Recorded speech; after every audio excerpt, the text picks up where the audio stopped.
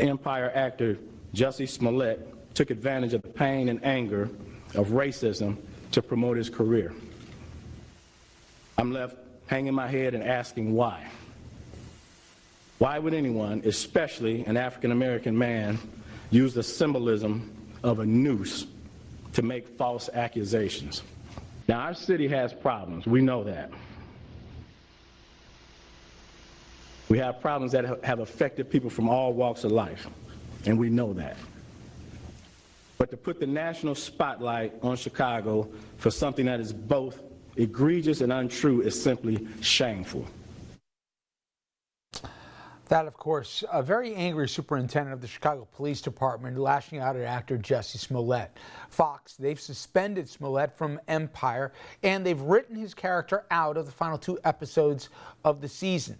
Smollett, he showed up to the set of the show yesterday, reportedly apologized, but says he did not do what he is accused of. Smollett's attorneys, they're mounting an aggressive defense, attacking the Chicago PD, saying he's being denied due process and his rights being trampled on. But the police saying that they have a mountain of corroborating evidence showing Smollett fabricated the entire thing, all for profit. And they've interviewed more than 100 people, formed a timeline, have texts between Smollett and the Nigerian brothers that they said were paid to do the concocted attack. Plus, they've got a canceled check for the payment of the item and much more. Of course, there has been a ton of reaction to all of this. Just a couple samples here. California Senator and presidential hopeful Kamala Harris originally called it a modern-day lynching. Today, however, she says this is sad and frustrating, and it makes it more difficult for victims of other similar crimes to come forward. Filmmaker and actor Tyler Perry, he posted this on Facebook. I'm lost for words. To stoke fears and raise racial tensions is wrong in every situation on all sides. Yet my prayers are still with him and his family and our nation. Can we please stop the hate? Wendy Wilson, she joins us now. She's the managing editor of thegrio.com. And from your perspective, Wendy, walk me through the range of emotions when you first heard these explosive allegations where he was attacked, he was called racial and homophobic slurs, he had a bleach poured on him, allegedly, and then a noose around his neck that was left there on the scene. Take me from when you first heard that to where we are today and when you heard the revelations of yesterday. I will tell you that I think all of us have our heads spinning every minute that we have heard information coming out about this case. There's been a different development, and we cannot keep track of all the twists and the turns that are happening. There is a historical significance. We have a noose involved. We have racial case involved. We have continued forces that are against the LGBTQ community involved. And then to actually have information that all of this could have been a hoax, it is completely frustrating. We have a good friend at the program who ran the Bias Crimes Unit, and he's a man of color. And he was hesitant when this story first broke. And he said, we have to wait here. And off camera, I was like, well, where's the hesitation? And he said, this just doesn't feel right. And in talking to him, he said, you should understand, especially in communities of color and especially in the LGBTQ community, their radars are up right now that a lot of the dots don't connect more than when the mainstream media even started to say this story doesn't fit right. And I'm surprised where there wasn't so much sympathy, but there was palpable anger to say, how dare you use a noose, especially given Chicago and the roots of Emmett Till, and then how dare you make things harder for populations that have been victims in this country historically, just because you want to raise. And I was surprised by the palpable, real anger that was there, Wendy. Were you? You know, interestingly enough, I wasn't surprised by it. It's beyond understanding of how this could have happened if it actually did happen. Again, I think in the court of public opinion is one thing, but then there's the court of the Black community is another.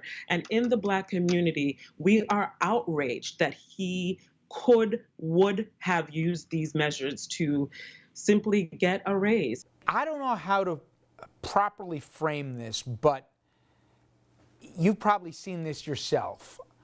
you have people who say, as soon as this came out, see, I told you, right?